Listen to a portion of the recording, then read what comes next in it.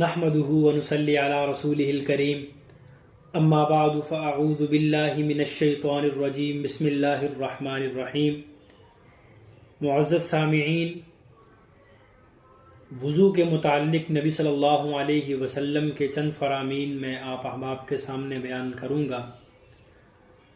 حضرت ابو ہریرہ رضی اللہ تعالی عنہ فرماتے ہیں، میں نے جناب رسول اللہ صلی اللہ علیہ وسلم سے سنا، آپ صلی اللہ علیہ وسلم نے ارشاد فرمایا، میری امت کے لوگ قیامت کے دن اس حالت میں بلائے جائیں گے کہ ان کے آثار وضو یعنی اعضائے وضو چمکتے ہوں گے، پس تم میں سے جو اس کی طاقت رکھتا ہے کہ وہ اپنی چمک دمک کو زیادہ کرے تو اس کو یہ کر لینا چاہیے۔ اسی طرح حضرت ابو ہریرہ رضی اللہ تعالی عنہ فرماتے ہیں کہ میں نے حضور صلی اللہ علیہ وآلہ وسلم سے سنا،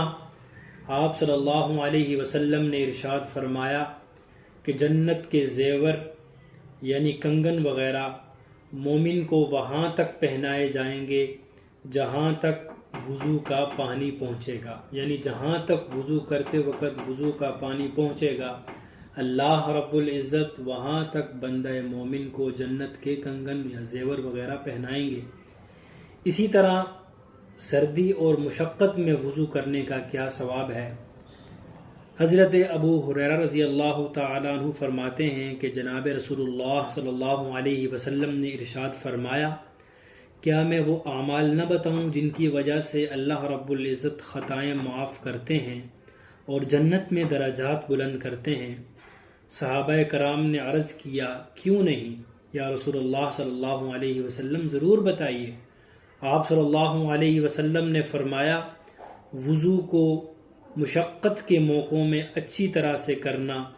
اور مساجد کی طرف زیادہ قدموں سے چل کر جانا، ایک نماز پڑھ کر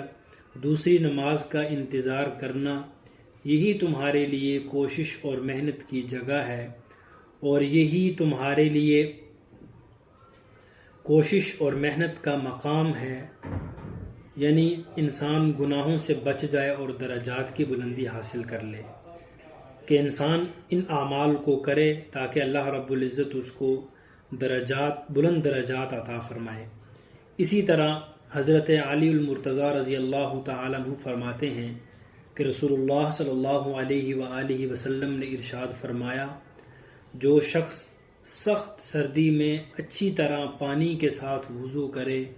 اس کو ثواب کا دوہرا حصہ ملتا ہے، یعنی اس کو ڈبل ثواب ملتا ہے، دگنا اجر ملتا ہے، ایک حصہ وضو کرنے کا ثواب اور دوسرا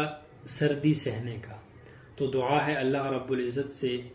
کہ وہ نبی صلی اللہ علیہ وسلم کے ان فرامین پر ہم سب کو عمل کرنے کی توفیق عطا فرمائے۔ وآخر دعوانا ان الحمد للہ رب العالمین۔